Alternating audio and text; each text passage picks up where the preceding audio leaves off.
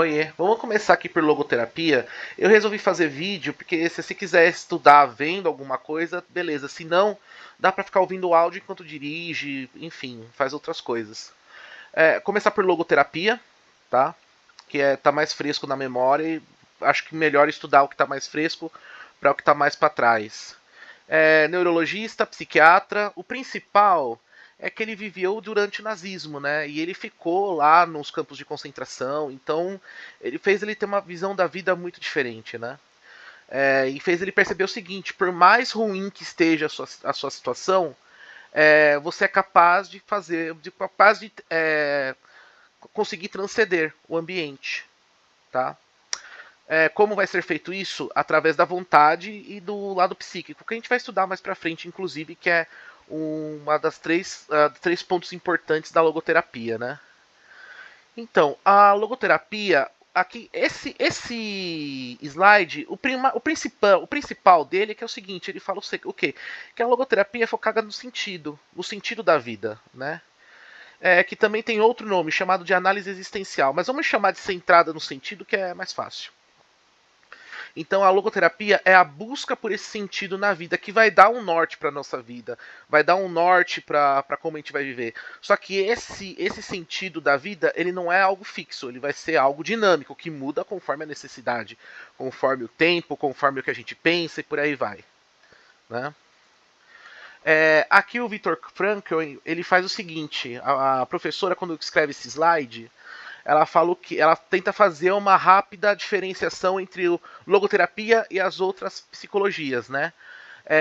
O Freud ela coloca aqui como se fosse orientado para o prazer, e realmente é, porque tem que lembrar das pulsões de prazer, né? Pulsão de vida, e tudo está sentado nessa pulsão de vida e de morte, né? Que a de morte ele até escreve depois, mas deixa pra lá. Que é uma carta que ele faz, se eu não me engano, pro Einstein. Enfim, não cai na prova, vambora. A segunda de Adler dirigia não pelo poder, ela colocou poder aqui, mas eu discordo um pouco. O Adler está mais voltado na interação social do que no poder. Ou poderia traduzir como influência, mas enfim, tá? E Viktor Frankl é baseado no sentido da vida, né?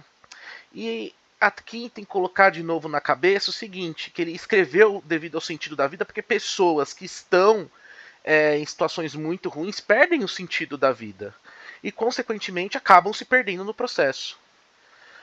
Talvez por toda essa questão, toda essa experiência pelo qual ele estava passando, fez ele enxergar a vida, fez ele enxergar o ser humano, a psique de outra forma. Tá?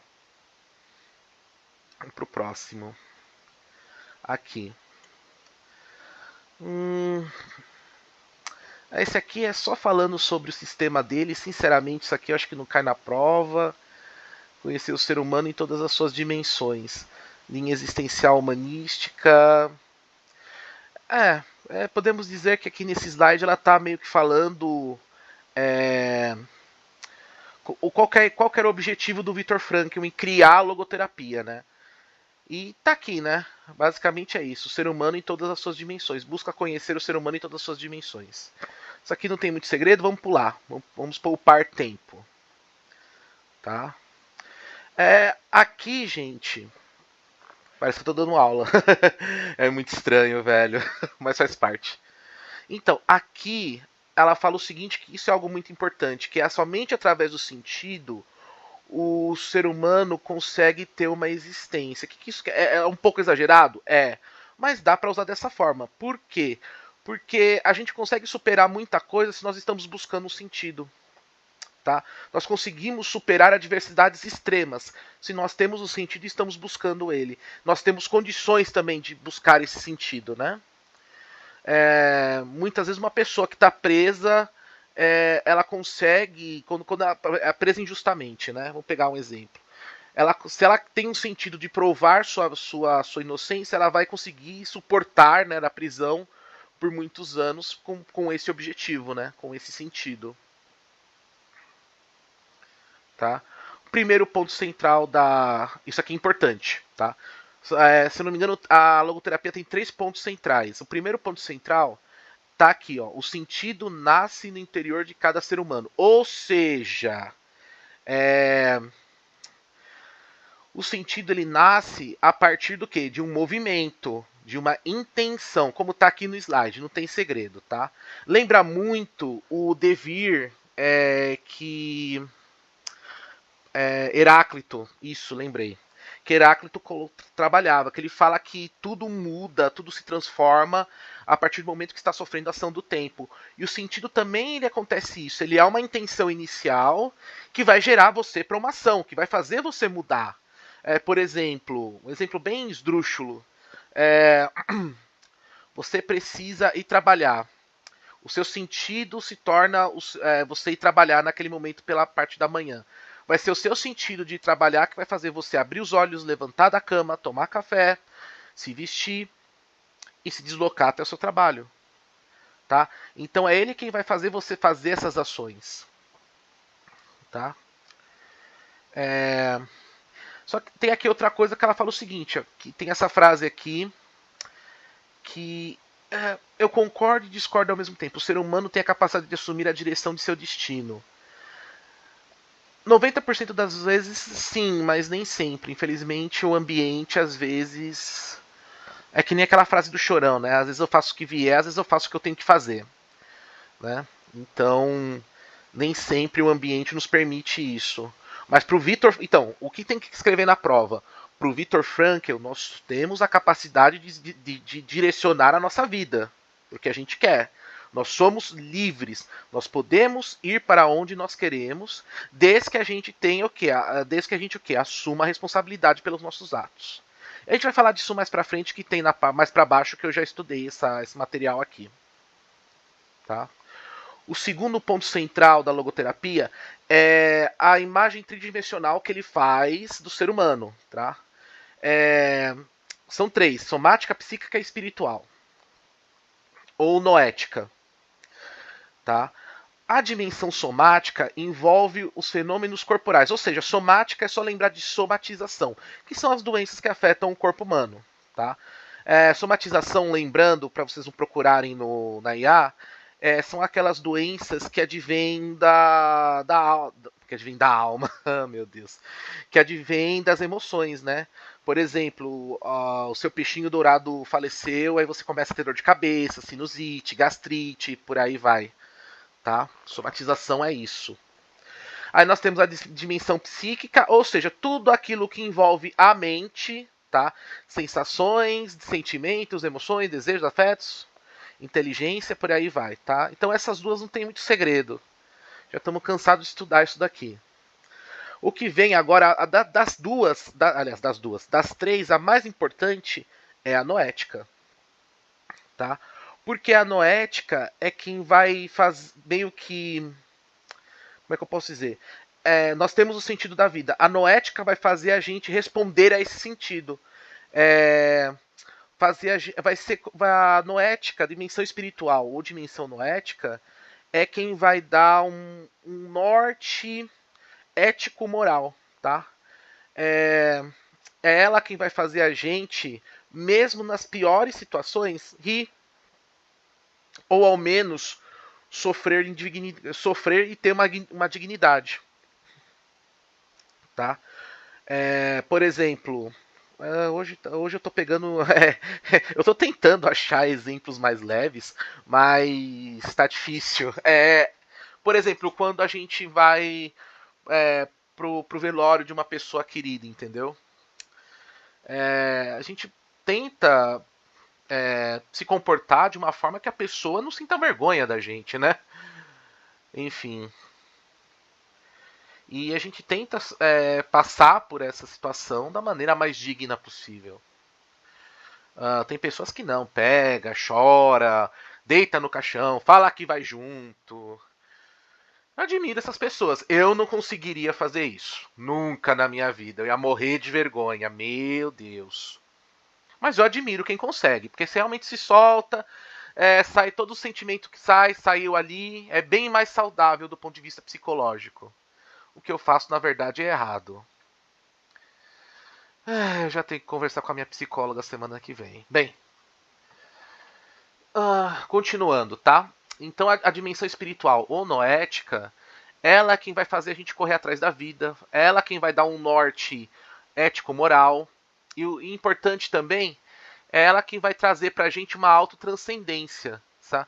O que é a autotranscendência? É você ir além do que você pode, do que você gostaria de ir além do que o ambiente te permite a ir, tá? E por aí vai. Então a dimensão noética é extremamente importante, porque ela quem vai fazer a gente correr atrás do sentido da nossa vida, tá? Aí aqui tem outro slide, tá? Uma coisa que é importante sobre a dimensão noética que é o seguinte: ela é um espaço dentro da nossa psique, dentro do eu da psique, sabe? É bem no núcleo mesmo, sabe? A gente tem que entender o seguinte: isso é importante, isso é bom guardar também. É um espaço bem no núcleo do eu que e consequentemente é o núcleo da nossa psique também, que vai acabar sustentando todos os outros aparelhos mentais. Que ele fala o seguinte: é um espaço interior que não pode ser mudado, não pode ser transformado, a não ser por nós mesmos. Ou seja, imagina que você tem um problema de conjuntos de matemática. Você tem um conjunto principal e conjuntos em volta que você faz a bolinha lá e pega um pouco desse conjunto. Só que esses conjuntos que estão fora não podem alterar o eu. Tá? O eu ele não pode ser alterado que não seja por você mesmo. Eles podem ter acesso. Tá? Então, é isso que a gente tem que guardar em mente, tá? É como tá aqui, ó. Eu vou ler aqui a parte que é interessante, tá? A dimensão noética é o lugar do sentido, da liberdade e da dignidade humana. É o espaço interior que nenhuma dor ou sistema pode controlar. Só nós podemos acessá-los e dar-lhe forma. O que isso quer dizer? Que por mais que assim, eles podem acessar esse núcleo da dimensão noética no eu, mas os únicos que podem mudar somos nós. Eles podem acessar e utilizar o que dali precisam. Marcos, você está me dizendo que, por exemplo, a consciência ela pode utilizar, ela pode se utilizar, mas ela não vai mudar. A percepção também. Vamos para a parte da psicanálise para ficar fácil de entender? Sim, vamos. Por exemplo, o superego pode ser utilizado? Pode, tá? Pode. Mas ela não vai mudar. Assim como o superego não altera o id. Tá? É mais ou menos uma forma de entender isso, que é um espaço interior acessável, porém não transformável. Somente você pode ir lá e mudar as configurações. Tá? Vamos para o próximo slide.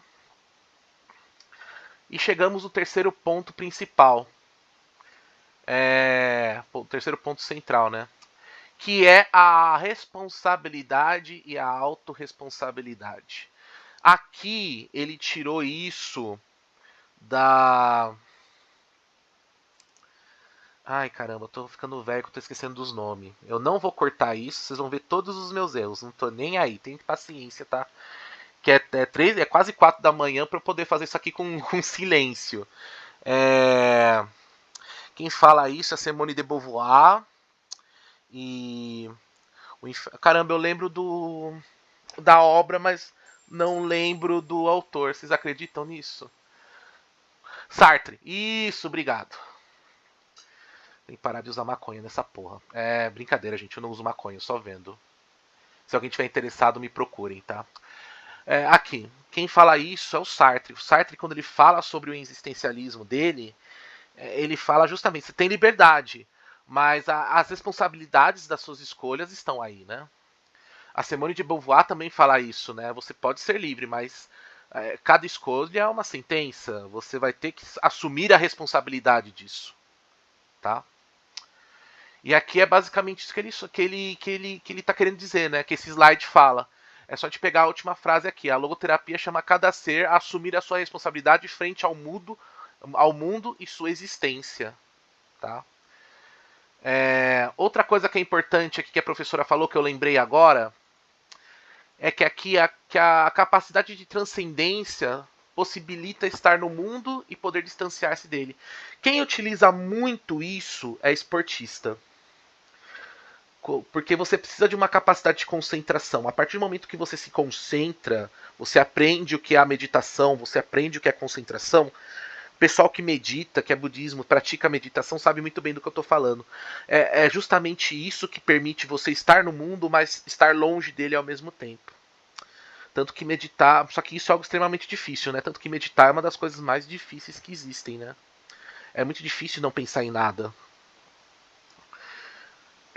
E por enquanto, desse parágrafo aqui, desse slide aqui, para fazer a prova, esse aqui tá bom. Aí volta, o próximo slide volta a falar sobre a liberdade responsável, né? Tá?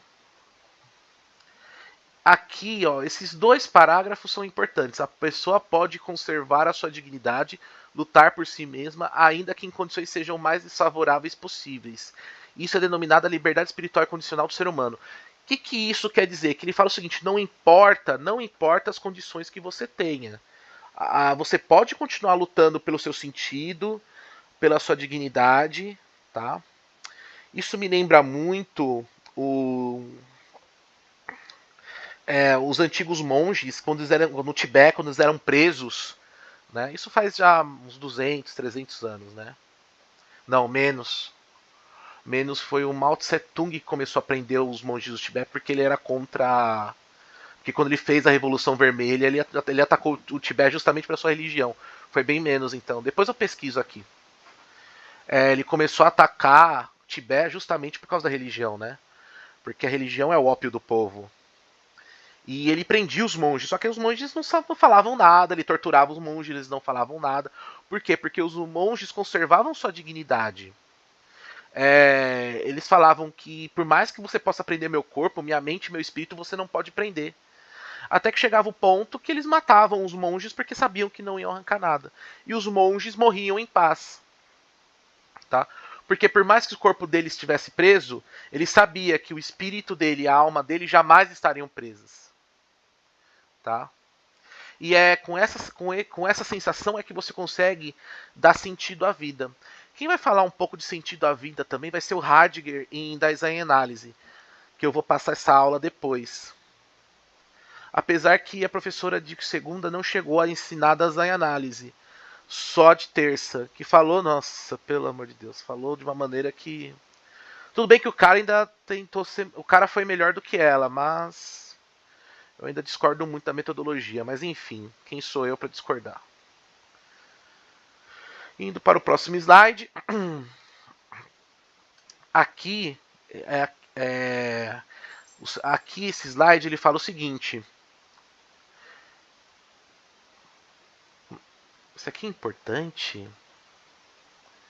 Deixa eu dar uma lida aqui rapidinho. Experiência falta acento, professora. Aqui, sim, esse slide aqui é importante pelo seguinte motivo.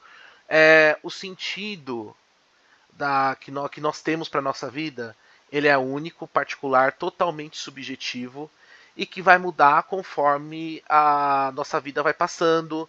Nós também vamos mudando conforme as experiências que nós vamos passando. Então ele é único, particular, ele é somente seu e ele vai mudando e somente você pode mudá-lo, tá? Através como vivendo, conquistando, se adaptando, tá? E por aí vai. Esse slide aqui ele fala: o ser humano é aquilo que ele deseja ser. Nada mais é do que exercer a nossa liberdade, tá?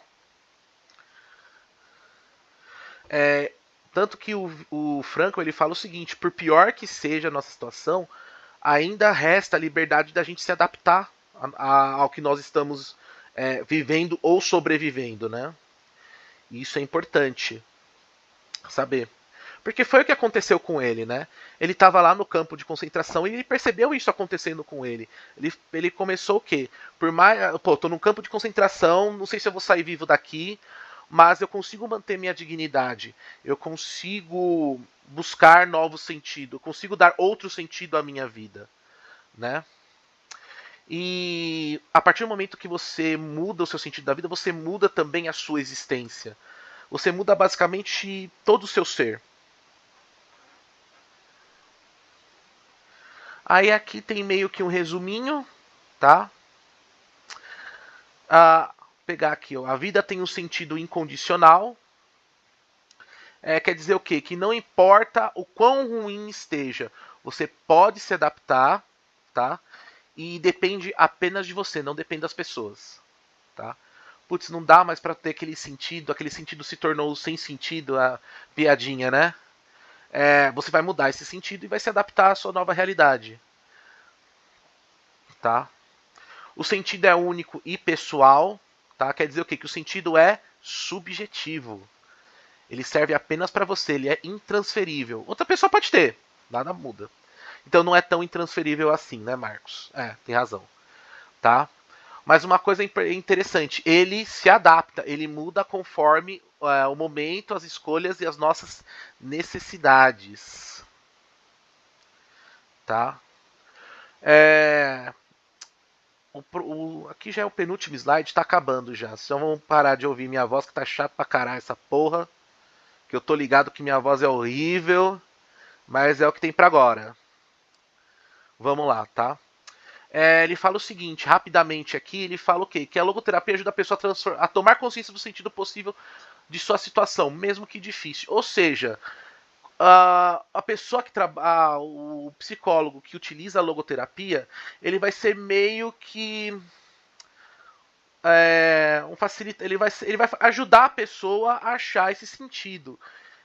O sentido ele não é criado do nada. O sentido ele sempre está lá. Às vezes a pessoa não enxerga, tá?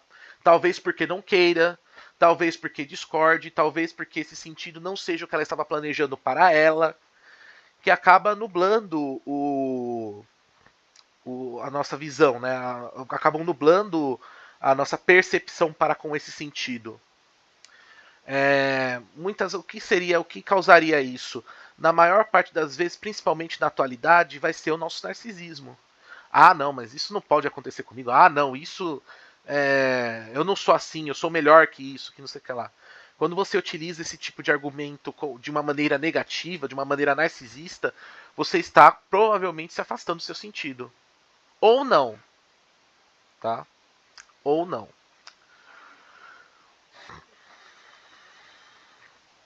Tá? Ele vai falar aqui rapidamente sobre o vazio existencial, né? Que tem que saber diferenciar o seguinte. Aqui ela fala o vazio, ela une a ideia de vazio com vácuo. E os dois, fisicamente falando, não são a mesma coisa. Porque o vazio, é o nada. O vácuo tem alguma coisa. Eu sei que filosoficamente isso dá um meio que um nó na cabeça, mas vamos falar de vazio existencial, que acho que se aplica melhor. Tá? Agora vai ficar um pouco difícil, porque filosoficamente falando, é muito difícil pensar no nada, nada, nada. Porque se eu peço para uma pessoa pensar no nada, ela vai estar pensando em alguma coisa. Então não é mais nada. Pensar em nada é muito difícil. E isso é parte de exercícios de meditação, né? Não pensar em nada. Então isso é extremamente difícil. Mas uma coisa que não é muito difícil é o vazio existencial que é deixado quando pessoas que nós gostamos se vão, né? Morrem. Então isso a gente está bem acostumado a sentir, né? Infelizmente. Tá? Outra coisa que também acontece muito é a questão da frustração existencial, né? O que é a frustração? É quando você deseja algo e não consegue. É bem simples, né? Sabe aquele chocolate que você não pode comer porque tá de dieta? Então. É a frustração. Ai, triste, viu? Quero morrer. Bem, enfim. Então, aqui nesse slide ela fala o seguinte: quando falta sentido na sua existência, surge o vazio existencial. Quer dizer o quê?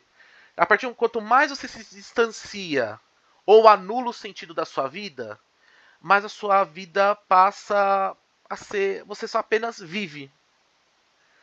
Você não encontra mais sabor na vida, né? E não é preciso dizer que isso é extremamente ruim. A frustração, a gente vai buscar um sistema de supercompensação de... Como posso dizer? Pela busca de poder, tá? Muitos encontram esse poder na questão política, muitos encontram esse poder na questão é, da sexualidade, né, do sexo. Outros vão buscar esse poder na questão de ter razão, né, numa questão intelectual. A busca pelo poder ela toma várias formas. E justamente vencer essa frustração é quem vai trazer o nosso crescimento. Esse autoconhecimento para quando a gente se frustrar, tentar se comportar de outra forma, tentar enxergar a situação por outros meios, criar mecanismos mentais para a gente ser mais resiliente à frustração. O que é resiliente, gente?